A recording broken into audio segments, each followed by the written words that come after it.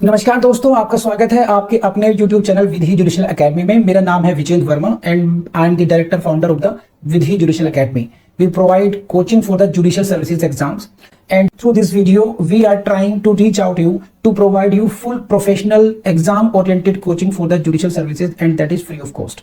We are going to provide you the entire foundation course including all the books, including all the details, whether it is required for the prelims or mains or for the guidance for the interview. So we are going to start the book Indian Contract Act 1872. And before I start this book, you should note down few things. Number one, this book is very important for your prelims and mains and interview. तीनों ही stages के लिए book बहुत important है और आपको इसको उसी तरीके से वैल्यू देनी चाहिए। This book is very important. Civil substantive law का बेस है ये। भले ही आपको कॉन्ट्रैक्ट एक्ट पढ़ना हो, भले ही आपको स्पेसिफिक रिलीफ पढ़ना हो, भले ही सेल ऑफ गुड्स पढ़ना हो, ये अदर सिविल लॉ को समझना हो, उसके लिए जो बेसिक बुक है, जो बेसिक अंडरस्टैंडिंग है, that is of the contract act. तो ये रूट हो गई, फिर ये बेस हो गया। अगर आपको अदर सिविल लॉज को समझना हो तो आपकी बहुत अच्छी अंडरस्टैंडिंग कॉन्ट्रैक्ट की होनी चाहिए। दो बातें होगी, इंपॉर्टेंस फॉर द एग्जाम, तीनों ही स्टेजेस के लिए, प्रीलिम्स के लिए, मेंस के लिए और इंटरव्यू के लिए। क्योंकि यहाँ पर जो हम लोग लॉ पढ़ रहे हैं that is only for the judicial services. हमें यहाँ विधि का विद्वान नहीं बनना है, हमें एग्जाम क्वालिफाई करना है। तो उसके लिए जानना जरूरी है कि ये कहाँ कहाँ इंपॉर्टेंट है। तो प्रीलिम्स के लिए भी, मेंस के लिए भी और इंटरव्यू के लिए भी। और एडिशनल क्या इंपॉर्टेंस है इसकी कि जो अदर फ्यू एक्ट्स हैं, जैसे मैंने कि नाम लिया आपको, partnership, sale of goods, specific relief and you can add transfer of property as well, है ना। इन सब की बेसिक अंडरस्टैंडिंग के लिए भी जरूरी है इसकी अच्छी खासी understanding. So you can not avoid this act. आप इस एक्ट को अवॉइड कर ही नहीं सकते हैं, तो ध्यान रखिएगा इस बात का। अब अगली बात पर आते हैं। देखिए, इस एक्ट में खास बात क्या है, मैं तीन नाम लूंगा आज, कॉन्ट्रैक्ट एक्ट, आईपीसी और टॉट। जब हम टॉट की बात करते हैं तो we read only and only case laws, हम ओनली केस लॉज पढ़ते हैं। जब हम आईपीसी पढ़ते हैं तो बारिंग फ्यू एग्जांपल्स मेनली वो बेयर एक्ट से कवर हो जाता है। लेकिन कॉन्ट्रैक्ट एक्ट ऐसी चीज है जहां पर आपको बेयर एक्ट के साथ साथ जो केस लॉज है वो भी बहुत अच्छे तरीके से आने चाहिए, अदरवाइज गड़बड़ हो सकती है। तो here in this act you will have to read not only the Bail Act but also the case laws। लिखते जा रहे हैं आप लोग, ठीक। नेक्स्ट कम्स कि हमें इसकी तैयारी कैसे करनी चाहिए। तो देखो, मैं आपको अपना एग्जांपल दे सकता हूं, और मेरे एग्जांपल देने का मतलब ये हो सकता है, आप कह सकते हैं कि the one who has qualified this exam, जिसने एग्जाम को क्वालिफाई किया है। तो भैया सेक्शन 2 से लेकर के 30 तक, कहां से, सेक्शन 2 से लेके 30 तक तो आप मुझसे ऐसे सुन सकते थे जैसे कि आप 2 से पहाड़ा शुरू करते हो, 2 का टेबल से लेके 20 के टेबल से रुकता नहीं है, लगातार नॉन स्टॉप। तो I expect the same from all of you कि आपको इसका बेयर एक्ट और as it is in exact wording, you can not take risk in contract act. Contract act की जो ब्यूटी है, इतना मजेदार सब्जेक्ट है because of the language use there, वहाँ जो फ्रेजेस हैं, तो आपको स्किप नहीं करना है कोई फ्रेज, और ये भूल करके भी कोशिश ना करें सब अपने आप तो रंग खां बन जाएंगे, आप अपने वर्ड्स में लिखेंगे, ऐसा मत कीजिएगा। आपको एग्जैक्ट लैंग्वेज कहाँ से कहाँ कह रहा हूँ, ओनली अप टू सेक्शन 30 बोल रहा हूँ मैं। सेक्शन 31 ऑनवर्ड्स हम लोग फिर सेलेक्टिव हो जाएंगे कि वहाँ पर हमें कुछ ही सेक्शंस को ऐसा है जहाँ पर और मेहनत करने की जरूरत पड़ेगी। 31, 39, 56, फिर 68 से लेकर के 72, फिर 73। तो हर एक सेक्शन को मैं बहुत डिटेल में नहीं पढ़ना है, सेक्शन 56 ऑफ कोर्स, ठीक। लेकिन सेक्शन 2 से लेकर 30 तक के जो सेक्शंस हैं, यहाँ पर आपको, जैसे मैं कह रहा हूँ, आपको यहाँ पर केस लॉज भी रखने पड़ेंगे और यहाँ पर जो बेयर एक्ट तो यू होना चाहिए आपका। Next is what is the target. देखो, तो कॉन्ट्रैक्ट एक्ट प्रीलिम्स में अगर आपके आ रहा है तो आपका टारगेट होना चाहिए, ज़्यादा नहीं बोल रहा मैं आपको, है ना, इसमें कुछ कम ज़्यादा हो भी नहीं सकता। यानी कि अगर 20 क्वेश्चंस आ रहे हैं तो आपको 20 ही सॉल्व करने हैं। अगर 15 आने हैं तो 15 और 10 आने हैं तो 10। इट मीन्स 100% परफॉर्मेंस के बिना काम चलेगा नहीं आपका। वजह क्या बता रहा हूँ, उसका लॉजिक है। अब इसके कंपैरिजन पे आप आ जाइए दूसरे सब्जेक्ट CRPC, एविडेंस, CPC। ठीक, ये जो प्रोसीजरल एक्ट्स हैं इनमें कई बार आप न्यू लेटेस्ट केस लॉज में कहीं ना कहीं इलझ सकते हैं। ये बेचारा एक ऐसा है, IPC एक ऐसी है, ये कभी आपको लेटेस्ट लॉज की तरफ लेके नहीं जाते हैं। जो ट्रेडिशनल केस लॉज हैं, जो leading case laws on the topic हैं, उनको ही कीजिए, उनको अच्छा कर लीजिए, वहीं से काम बनेगा। आपको कोई 2022 2021 इस तरीके के कोई केस लॉज डेवलप ना होते हैं, ना ही करने की ज़रूरत है आपको। तो क्या हो गया, आपका जो सिलेबस है वो बहुत ज़्यादा कन्फाइंड हो गया है। ही कितने section, out of 75 we have to do 30 और 20 मान लीजिए, 50 से कम सेक्शंस ही करने हैं हम लोगों ने। तो उतने सेक्शंस को bare act plus case laws को हमने अच्छा कर लिया, तो it is very much possible, ये संभव है, 100% परफॉर्मेंस पॉसिबल है। मैं कहता हूँ CRPC में भी ऐसा करो, लेकिन वहाँ कहीं ना कहीं इतना वास्ट हो जाता है, 482 सेक्शंस को कवर करना, फिर केस लॉज, FIR, कॉग्निजेंस, बहुत डेवलपमेंट है केस लॉज का। बेल पर ही आपको लेटेस्ट केस लॉज मिल जाएंगे, डिफॉल्ट बेल पे केस लॉज मिल जाएंगे CRPC में। तो चाह करके भी आप शायद संभावना कम रह जाती है। तो कॉन्ट्रैक्ट एक्ट में ऐसी पॉसिबिलिटी है कि यहाँ पर आपको बहुत ज़्यादा पॉसिबिलिटी इस बात की कि आप ये ऐसा स्कोर कर पाए।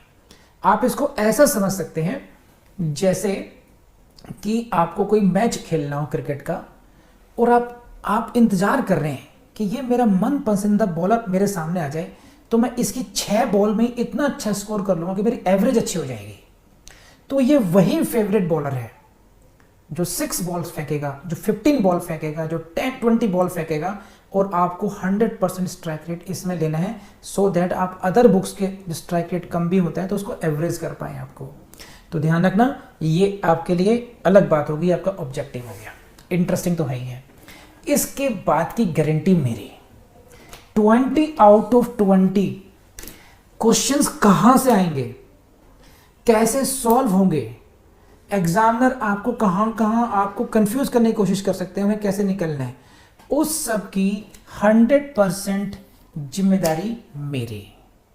आपकी सिर्फ जिम्मेदारी इतनी है कि आप लोगों ने इन क्लासेस को मिस नहीं करना है, और दूसरी बात, इन क्लासेस के बाद में जैसे मैं कहूं उस तरीके से आपको याद करना है और रिवीजन करना है, आपका काम हो जाएगा। आपको कहीं रिसर्च करने नहीं जाना है, आपको यहाँ वहाँ से नोट्स कंपाइल नहीं करने हैं।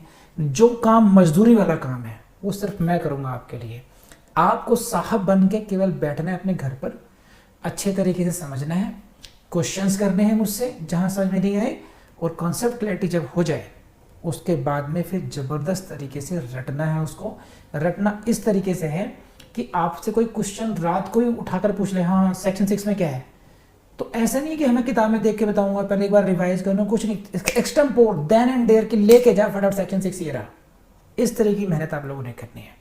तो आई बिलीव कि ये जो ओपनिंग रिमार्क्स थे इससे आप काफ़ी कुछ समझ गए होंगे, एंड कहीं पर कोई क्वेरी तो मुझसे बात कर लीजिए, वरना फिर मैं सब्जेक्ट को शुरू करता हूँ। कम ऑन, चलिए साहब, so let's start. Opening remarks में देख चुका हूं, और फिर हम लोग बात करते हैं। So in my teaching I will be guiding you कि यहाँ से प्रीलिम्स में क्वेश्चन आएगा, वहाँ से प्रीलिम्स में क्वेश्चन आएगा, बट इट डजेंट मीन कि वो केवल आपको प्रीलिम्स के लिए कराया जा रहा है। फॉर द गॉड सेक आप ऐसा मत सोचिएगा। मैं आपको बताऊंगा कि यहाँ से मेंस में क्वेश्चन आएगा, यहाँ पे मेंस में क्वेश्चन आएगा, वो मैं प्रीलिम्स को इस तरह पॉइंट आउट कराता हूँ ताकि आप भूले ना उसको। ठीक है, इसका मतलब ये नहीं कि मैं केवल प्रीलिम्स के लिए पढ़ा रहा हूँ।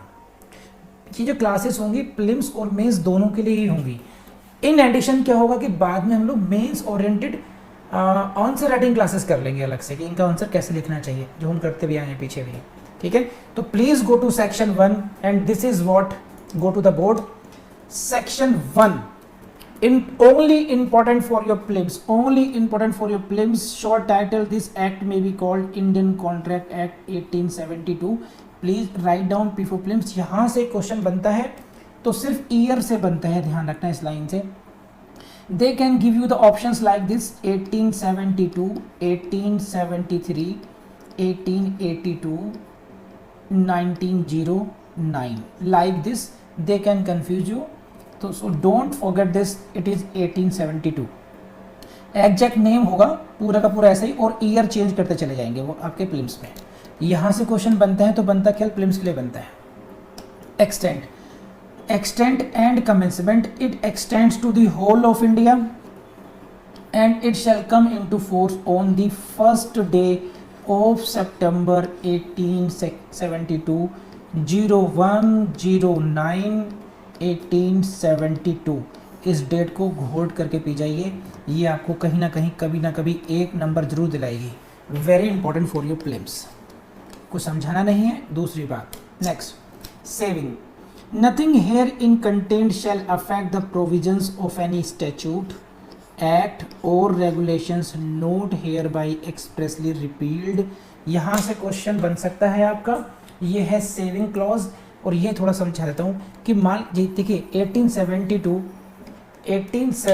के एक्ट के आने से पहले, 1872 के कॉन्ट्रैक्ट एक्ट के आने से पहले अगर कोई स्टैट्यूट या कोई भी कानून, कोई भी रेगुलेशन था जिसको एक्सप्रेसली रिपील्ड नहीं किया, यानी कि वो भी एग्जिस्ट कर रहा है और अभी कॉन्ट्रैक्ट एक्ट भी आ गया है, तो क्या उसको कॉन्ट्रैक्ट एक्ट अफेक्ट करेगा या नहीं करेगा?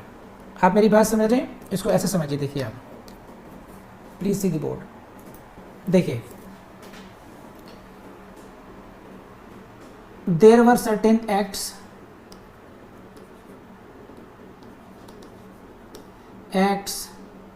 रेगुलेशन स्टैट्यूट कह लीजिए, ये कब थे? 1872 से पहले। नाउ 1872 में आ गया Indian contract act. What about the, तो this section 1 talks about this कि इनका क्या होगा, इनका फ्यूचर क्या होगा। ठीक, पढ़िए अब section number 1। Nothing herein content, nothing here in का मतलब है Indian contract act. Nothing contained in the Indian Contract Act shall affect the provisions of any statute not hereby expressly repealed। अगर किसी रेगुलेशन को, किसी भी कानून को एक्सप्रेसली रिपील नहीं किया गया है तो कॉन्ट्रैक्ट एक्ट के प्रोविजंस उसके प्रोविजंस को अफेक्ट नहीं करेंगे। It means both provisions can को एग्जिस्ट। Got it? तो यहां से प्रीलिम्स से क्वेश्चन बन सकता है। उसी तरीके से कोई एनी यूजेस और कस्टम हो, कोई यूजेस और कस्टम क्या हो सकता है कि हर एक ट्रेड के अपने कस्टम्स होते हैं कई बार, ठीक है, उनमें ऑफर के, एक्सेप्टेंस के अलग अलग नियम हो सकते हैं। अगर वो कस्टम्स इस प्रोविजन के कॉन्ट्रैक्ट एक्ट के विरुद्ध नहीं जा रहे हैं, ध्यान रखना यहां पर क्या है, not inconsistent with what the provisions of this act. This act का मतलब इंडियन कॉन्ट्रैक्ट एक्ट। अगर कोई क्वेश्चन आपको यहां से बन सकता है कि if there is any usages or if there is any custom which is not inconsistent with the provisions of this act, इस कानून के प्रावधानों से इनकंसिस्टेंट नहीं है अगर, तो वो यूजेस, वो कस्टम भी एग्जिस्ट करेगा। इंडियन कॉन्ट्रैक्ट एक्ट उसको ओवरराइड नहीं कर रहा है, उसको रिप्लेस नहीं कर रहा है। तो कस्टमरी लॉ को यहां पर वैलिडिटी दी गई है कि स्टैट्यूटरी लॉ क्या हो गया, एक तो हो गया हमारा कॉन्ट्रैक्ट एक्ट हो गया, और दूसरा if there is some custom और यूजेस वो भी एग्जिस्ट कर सकते हैं। शर्त सिर्फ इतनी है, it should not be inconsistent with the provisions of this act. जैसे कॉन्ट्रैक्ट एक्ट ये कहेगा कि साहब एक वैलिड कॉन्ट्रैक्ट के लिए one should not be minor, minor का कॉन्ट्रैक्ट वॉइड हो जाएगा। तो अगर कोई कस्टम ये कहता है कि साहब नहीं माइनर भी कॉन्ट्रैक्ट कर सकते हैं, तो फिर वो कस्टम जो है वो कहलाएगा inconsistent with the contract act और वो वैलिड नहीं रहेगा। तो छोटी सी बात याद रखिएगा, प्रीलिम्स के लिए इंपॉर्टेंट है, बहुत इंपॉर्टेंट भी नहीं है। आगे बढ़ते हैं बस। दोस्तों मुझे पूरी उम्मीद है कि ये वीडियो आपको बहुत पसंद आया होगा। एंड देखिए अपने YouTube चैनल को, आपका अपना YouTube चैनल है विधिशूल एकेडमी, इसकी प्लेलिस्ट को जरूर टाइम देकर के आप देखते रहिए। We are constantly updating those. तो कौन कौन से वीडियोस हम डाल चुके हैं, आपको यकीन मानिए जुडिशरी की कोचिंग के लिए या फिर इस लेवल के किसी भी एग्जाम के लिए आपको कहीं भी जाने की जरूरत नहीं होगी। Thank you very much.